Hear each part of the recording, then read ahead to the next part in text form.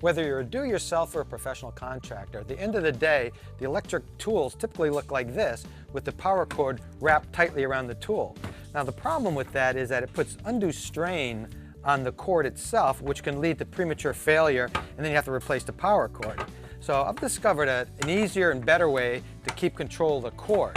What you want to do is first just wrap up the cord itself, not on the tool, but just by itself, into 5 or 6 inch loops.